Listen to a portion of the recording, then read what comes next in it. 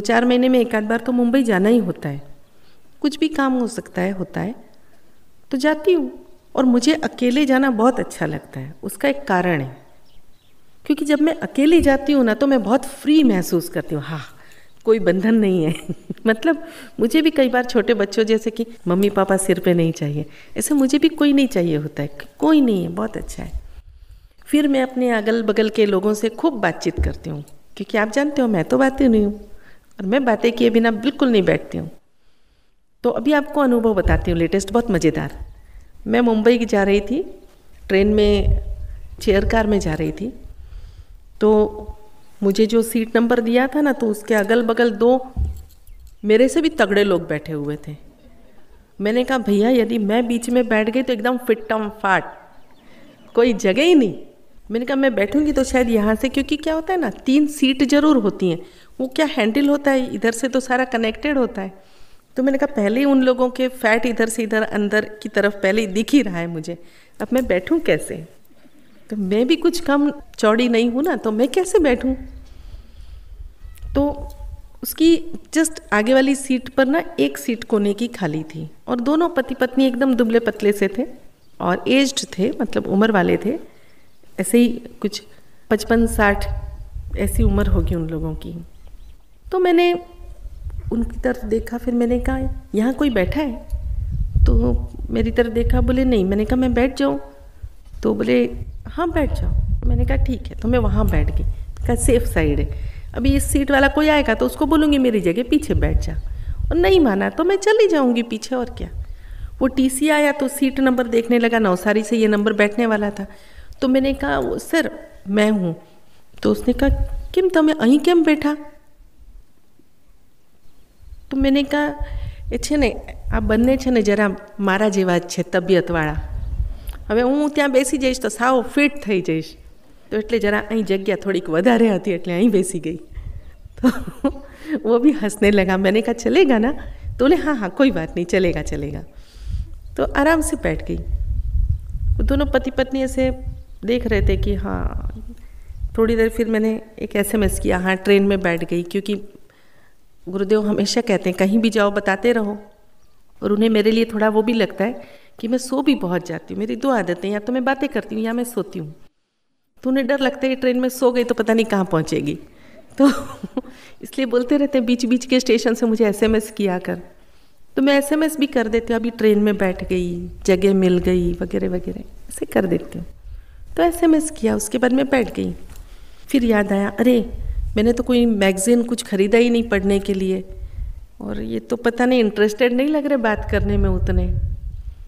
तो मैं चुपचाप से बैठी थोड़ी देर, फिर बीच में फ़ोन आया, फिर मैं मराठी में बात करने लगी। अनुराग से बात कर रही थी, मराठी में बात की। उसके बाद में फ़ोन बंद किया, तो वो जो पास में बैठी थी लेडी, उसने कहा आप दोनों भाषाएं बोल लेते हो? તમને गुजराती पण आवड़े ने તમને બીજી भाषा पण आवड़े? उनको तो समझ में नहीं आया कि मैं मराठी में बोल रही थी। तो बोले आपको दूसरी भी भाषा आती है? मैंने कहा हाँ आती है। तो बोले कि अच्छा अच्छा। फिर मेरे को बोले आप हो तो गुजराती ना? मैंने कहा नहीं नहीं मैं महाराष्ट्रियन हूँ, मुझे गुजराती आती है। अच्छा अच्छा। फिर मतलब वो ट्रैक पे आ गई, मेरे वाले ट्रैक पे बात करने वाले। उसके बाद धीरे धीरे धीरे धीरे बात करती रही। फिर ऐसे ही जैसे आदत होती है ना, उसने पूछा आप कहाँ के हो? तो मैंने कहा मैं अभी नवसारी से आई।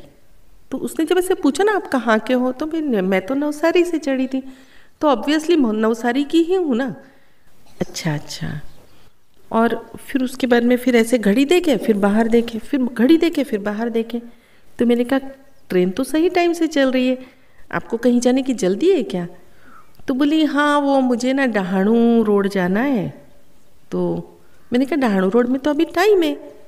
तो बोली अच्छा। मैंने कहा अभी तो हम लोग नवसारी से बैठे हैं ना, मलसाड़ आएगा, फिर बिलीमोरा आएगा, फिर वलसाड़ आएगा, उसके बाद में वापी आएगा, उसके बाद में और बीच में कहाँ रुकती है ट्रेन वो देखते हैं, क्योंकि वो अलग ट्रेन थी, मुझे तो फ्लाइंग रानी की आदत थी।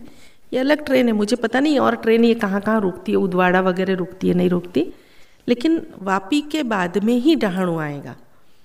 तो बोले अच्छा। फिर वो शांति से बैठ गई, और उसके उतने बोलने भर से मुझे समझ में आ गया कि ये कोई फ्रीक्वेंटली जाने वाले लोगों में से नहीं है। तो मैंने उनको ऐसे ही पूछा ट्रेन अहमदाबाद से आ रही थी, तो मैंने कहा તમે અમદાવાદથી આવ્યા? तो बोले हाँ હું અમદાવાદથી આવી। फिर मैंने कहा अच्छा अच्छा आप वहीं रहते होंगे। तो उसने थोड़ा सोचा, फिर बोली हाँ हाँ अभी यदि मैं रहती हूँ तो मेरे को सोचने की क्या ज़रूरत। तो मुझे इतना तो समझ में आ गया कि ये अहमदाबाद में नहीं रहते, और पता नहीं अंदर का सिक्स्थ सेंस बोला कि ये भारत के ही नहीं हैं, ये बाहर के हैं। तो फिर थोड़ी देर के बाद में कुछ ऐसी ही बातें इधर उधर की चलती रही। फिर मैंने उनको कहा आप यूके से आए हो ना? तो वो एकदम से चौंक गई, तुमने क्या थी खबर पड़ी? तो उसके किसी बैग पे किसी चीज़ पे ऐसे कुछ नहीं था मार्क की, मुझे ऐसे लगे यूके से ही आई ऐसे। लेकिन अपने यहाँ पे क्या है ना, बहुत सारे लोग यूके से आते रहते हैं, तो मैंने तो ऐसे ही क्या बोलते हैं तुक्का ताड़ा था और वो तीर हो गया। तो वो एकदम चौंक गई, तुमने क्या थी खबर पड़ी? मैंने कहा नहीं मैं तो ऐसे ही मुझे लगा कि आप यूके से आए, इसलिए बोला यूके से। तो बोली अच्छा अच्छा। फिर ना वो उसने एकदम से भारत को क्रिटिसाइज़ करना, आलोचना करना शुरू किया। यहाँ पे तो बहुत गंदगी है, महंगाई तो कितनी बढ़ गई है। मैं चौंक गई, महंगाई की बात ये लोग कर रहे हैं, क्यों कर रहे हैं? मैंने कहा महंगाई बढ़ गई तो, और तब तो ये प्याज वाली बात नहीं थी, यानी प्याज तो आज रुला रहा है, लेकिन ये तो उससे पहले की बात है। तो मैंने कहा ये महंगाई की बात कर रही है, और महंगाई तो कैसी चीज़ है ना, हमेशा ही बढ़ती रहती है ना, उसके ऊपर हम लोग चाहे जितने दिनों तक चर्चा कर सकते हैं, वो एवरग्रीन टॉपिक है ऐसे बोल सकते हैं, क्योंकि सस्ताई कभी होती नहीं है, महंगाई होती रहती है। तो इसलिए मैंने कहा वो महंगाई पे बोली तो मुझे आश्चर्य हुआ। तो बोले देखो ना ये एक पानी की बोतल 12 पाउंड की है। मैंने कहा 12 पाउंड? नहीं ये 12 रुपये की है। तो बोली हाँ वही, मैं जब पहले आई थी ना तो ये 7 रुपये में मिलती थी। तो मैंने कहा आप 8 साल पहले आए होंगे? तो बोली हाँ તમને શું જાદુ આવડે છે કે શું, ખરેખર હું 8 વર્ષ પહેલાં આવી थी। मैंने कहा नहीं जादू नहीं, जस्ट ये तो बॉटल की प्राइस आपने बोली ना, मैं उससे अंदाज लगा रही थी। तो बोली अच्छा अच्छा। फिर बोली इतनी महंगाई बढ़ गई। मैंने कहा हाँ तो ये तो खुशी की बात है। तो बोली खुशी की बात है? मैंने कहा और क्या, जब तक परचेज पावर नहीं होती है ना तब तक महंगाई बढ़ ही नहीं सकती। जो राज्य समृद्ध होता है वहीं पे महंगा होता है। मैंने कहा आपके यूके में देखो ना ये पानी की बोतल कितने की होगी? तो मैंने कहा वो 1 पाउंड हमारे यहाँ के रुपए में कन्वर्ट करो तो कितने रुपए हो जाते हैं? मैंने कहा 75 रुपये से तो ऊपर ही हो जाते हैं ना। तो 75 रुपये में तो कितनी सारी बॉटल आ जाएंगी। तो आपको तो खुश होना चाहिए कि आपको 1 ही पाउंड में कितनी सारी बॉटल्स मिल रही हैं। तो यहाँ के लोगों को कोई तकलीफ नहीं 12 रुपये की बॉटल खरीदने में, आपको महंगी लगती है? तो बोली हाँ अच्छा ऐसा है। मैंने कहा अरे ये देश ने कितनी तरक्की की है कि इतनी अभी लोगों की परचेज पावर बढ़ी है कि लोग इतना पानी की बोतल खरीद सकते हैं। तो बोली हाँ वो तो है, लेकिन यहाँ पे कितने भिखारी होते हैं। मैंने कहा भिखारी? कहाँ भिखारी? तो वो एकदम चौंक गई, इतने तो भिखारी होते हैं, स्टेशन पे होते हैं, ट्रेन में भी मांगने आ जाते हैं, और कहीं दर्शनीय स्थलों पे जाओ, धार्मिक स्थानों पे जाओ, भिखारी होते हैं। मैंने कहा कहाँ भिखारी? मैंने कहा नहीं आपको कोई गलतफहमी है। तो बोले नहीं क्या बात कर रहे हैं? मैंने कहा नहीं सच कह रही हूँ, भीख मांगना उनका प्रोफेशन है, वो कोई गरीब थोड़ी ना है। तो वो एकदम आश्चर्य से ऐसे देखने लगी, શું વાત કરો છો? नहीं एकदम સાચું કહું છું, ખરેખર हाँ एकदम तद्दन साची बात है। तो मैंने कहा अरे आए दिन पेपर में उन लोगों के बारे में आता रहता है। एक अपने यहाँ का मुंबई का एक भिखारी है, उसका मुंबई में बहुत अच्छा सा बंगला है, और वो बांग्लादेश का 3 नंबर का सबसे समृद्ध व्यक्ति है। सच्ची में पेपर में, मतलब मैंने उसको झूठ नहीं बोला, मैंने पेपर में ये पढ़ा है कि बांग्लादेश का 3 नंबर का सबसे समृद्ध व्यक्ति है। उसका धंधा क्या है? मुंबई में वो भीख मांगता है। तो भीख मांगना उसका प्रोफेशन है। अब कोई भी प्रोफेशन हो, प्रोफेशन के लिए हम क्या बोल सकते हैं? अब मैंने कहा हर प्रोफेशन के लिए कुछ ड्रेसअप होता है, कुछ मेकअप होता है। अब मैंने कहा वो एक्टर एक्ट्रेसेस अलग अलग तरह का मेकअप करते हैं, हमारे भिखारी लोग भी करते हैं कि आपको एकदम लगे, आप एकदम पैनिक हो जाओ, आपको एकदम लगे अरे बेचारा। तो उनकी एक्टिंग कितनी अच्छी होती है कि आप तुरंत निकाल करके पैसे देते हो, और वो अपनी एक्टिंग का ही तो खाते हैं। तो बोले अच्छा ऐसा है। मैंने कहा वैसे बाय द वे एक बात बताऊं, दुनिया में ऐसी कौन सी जगह है जहाँ पे भिखारी नहीं है? ना हमारा यूके में भिखारी नहीं। मैंने कहा શું વાત કરો છો? मैंने यूके में भिखारी देखे, मैंने जर्मनी में भिखारी देखे, मैंने स्पेन में भिखारी देखे, मैंने कनाडा में भिखारी देखे तो वो मेरा ऐसे मुंह देखती रही, ये लेडी इतनी जगह घूमी है क्या कि गप लगा रही है। तो क्या हुआ, मैंने ऐसे ही वो टिकट दिखाने के लिए जब पर्स खोली ना, तो पर्स में ऐसे कुछ पुराने कागज़ पड़े ही रहते हैं ना, हमेशा थोड़ी पर्स की सफाई होती रहती है। तो उसमें ना हम लोग जब लास्ट ईयर गए थे यूके, कनाडा, स्पेन, जर्मनी सब जगह गए थे, तो उसकी एक कंप्लीट टिकट थी, ई टिकट बोलते ना, ऐसी पूरी वो टिकट थी। तो वो टिकट मेरे पर्स में ही पड़ी थी। तो मैंने कहा हाँ देखो, मैं जाकर के आई थी ना पिछले साल, मैंने सब जगह भिखारी देखे। बोले कैसे भिखारी, हमारे यूके में कहाँ भिखारी, वो चिंता में पड़ गए, हमारे यूके में कहाँ भिखारी। मैंने कहा अरे वो नहीं, वो बजा बजा करके वो अपनी कैप निकाल करके मांगते हैं, क्या करते हैं वो बजा बजा के मांगते हैं, हमारे यहाँ पे दे देना ऐसे मांगते हैं। मैंने कहा अलग अलग स्टाइल है, ए आंटी देना, भूख, ऐसे बोल करके मांगते हैं, वो बजा बजा के मांगते हैं। मैंने कहा ट्रेन में भी बजा बजा के मांगते हैं, वो भी गाते रहते हैं, आदमी मुसाफिर है, आता है जाता है वगैरह वगैरह। मतलब ये मैंने पुराना सॉन्ग, नए में और भी जो भी बोलते होंगे। तो मैंने कैसे वो अलग अलग स्टाइल होती है मांगने की। तो यूके में भी वो नहीं बजाते से टूं टूं बजाते रहते हैं, और फिर कोई भी आया तो कैप निकाल करके मांगते हैं। वो क्या मांगते हैं, मांगना यानी तो भीख ही मांगना होता है ना। हाँ हाँ એવું છે तो खरू। तो वो भिखारी का पॉइंट एकदम से क्लियर हो गया कि नहीं, सब जगह दुनिया में भिखारी होते हैं। तो मैंने कहा नहीं नहीं, हमारा इंडिया बहुत प्रोग्रेस कर रहा है, हमारा इंडिया बहुत अच्छा है। हाँ कुछ लोगों ने अपना प्रोफेशन भीख मांगना बनाया है, लेकिन सच बताऊँ बहुत जल्दी वो भी ख़त्म हो जाएगा, मुझे पूरा विश्वास है। तो बोले मतलब गरीबी नहीं है। मैंने कहा किसने बोल दिया गरीबी है, बिल्कुल गरीबी नहीं है हमारे देश में। मैंने कहा हम लोग तो ढूंढने जाते हैं, हमको काम के लिए आदमी नहीं मिलता है। क्या बात करते हो गरीबी, क्या बात करते हो बेरोजगारी, सच्ची में काम ढूंढते हैं। हमारे यहाँ पे तो बेचारे वो आजीवन वाले बच्चे तो सपने में भी देखते हैं, गुरु माँ को काम के लिए काम वाली नहीं मिली है, अभी हम ही बर्तन मांज रहे हैं।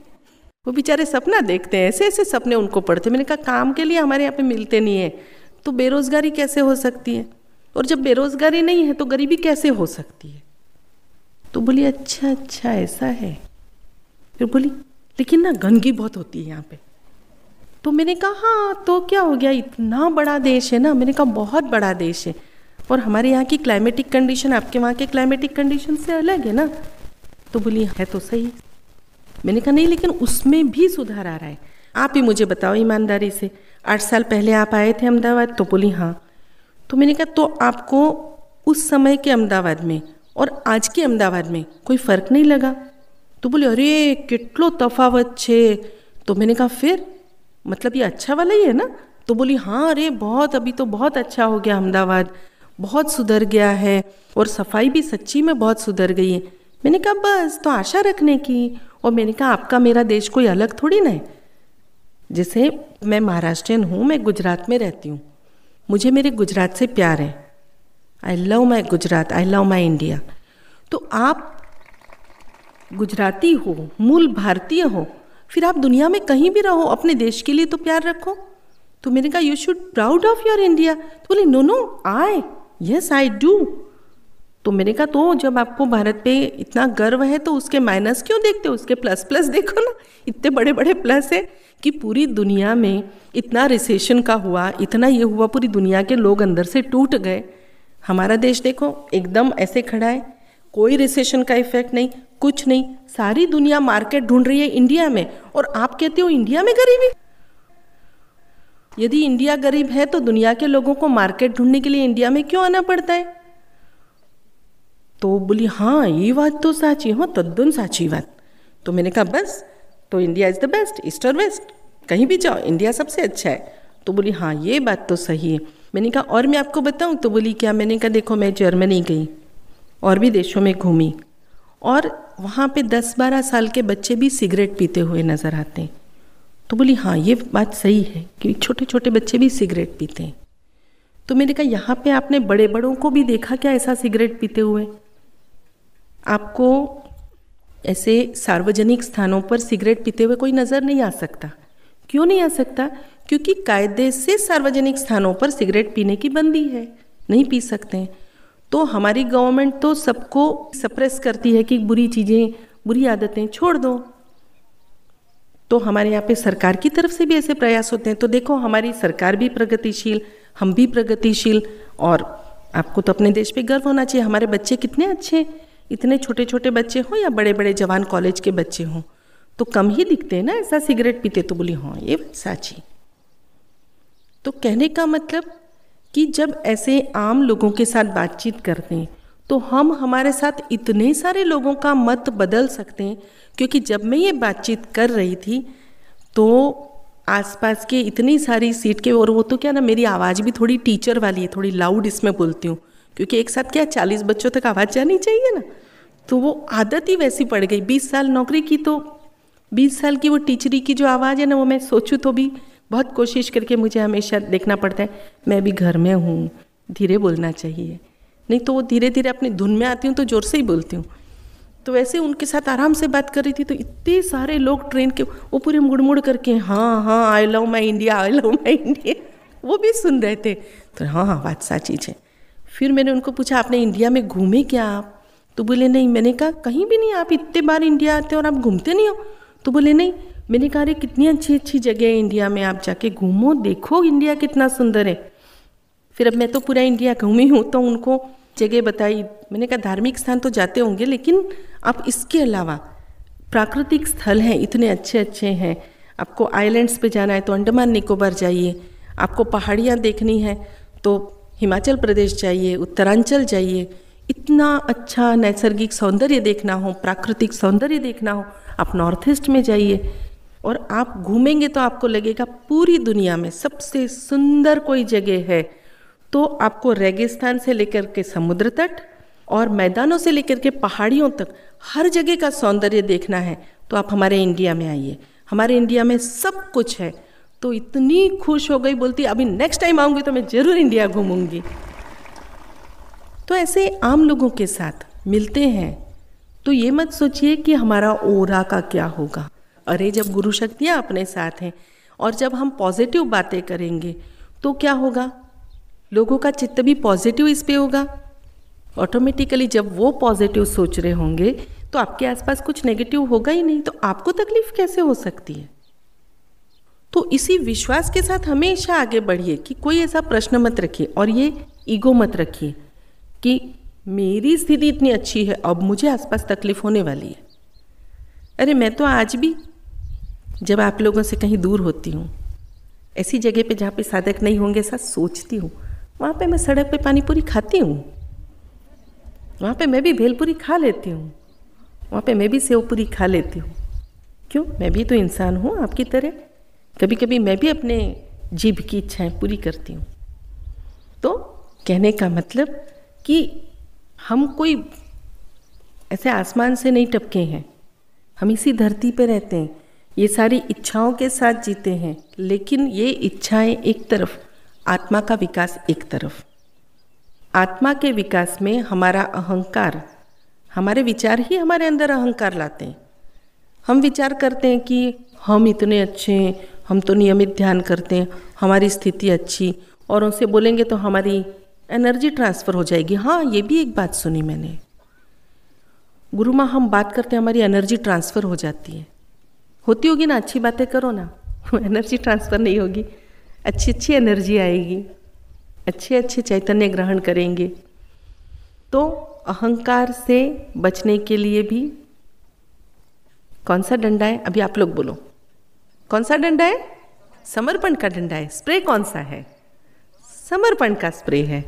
तो जो गुरु शक्तियों का समर्पण, यानी हमारा समर्पण और गुरु शक्तियों का डंडा, और समर्पण रूपी जो हमारा स्प्रे है जो हम अंदर करेंगे कि हे गुरुदेव आप हमारे साथ हैं, हम चिंता क्यों करें, हमारा अहंकार आप नहीं बढ़ने दें, क्योंकि हम आपके बच्चे हैं, आप ही सर्वे सर्वा हैं। जब हम ऐसे मान के चलेंगे तो हम अपनी हर एक पादान पर आराम से दौड़ते हुए निकल जाएंगे, कोई बाधा नहीं होगी। हमारी प्रगति में कोई बाधा नहीं है, बाधक हम स्वयं हैं। तो नियमित ध्यान रूपी खाद डालते रहिए, समर्पण रूपी स्प्रे करते रहिए। आपके अंदर जब भी अकेले हों तो बैठ करके मैं एक पवित्र आत्मा हूँ, मैं एक शुद्ध आत्मा हूँ, ऐसा मन में विचार, मन के अंदर विश्वास, विचार नहीं, विचार तो करना ही नहीं, निर्विचार रहना है। तो एक विश्वास अपने अंदर जागृत कीजिए, बार बार आत्मा की ओर केंद्रित होइए कि नहीं मैं एक पवित्र आत्मा हूँ। आत्मा तो पवित्र है ना, विचार दूषित होते हैं, आत्मा पवित्र है, तो मैं एक पवित्र आत्मा हूँ। जब आप आत्मा है तो पवित्र है। इसी के साथ आगे बढ़ते रहिए तो फिर आपके प्रोग्रेस में कोई बीच में रुकावट नहीं आएगी। Thanks for watching. Like, Comments share, and subscribe.